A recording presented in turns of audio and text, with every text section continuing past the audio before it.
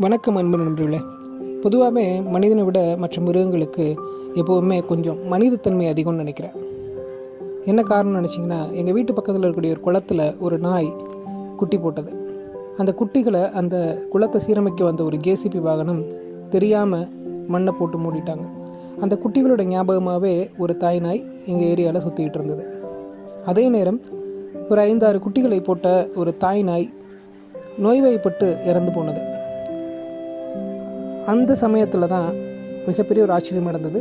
நீங்கள் இந்த காணொலியில் பார்க்கக்கூடிய அந்த நாய், குட்டிகளை இழந்த நாய், அந்த குட்டிகள் தாயை இழந்த குட்டிகள், இரண்டும் ஒன்றிணைந்தது.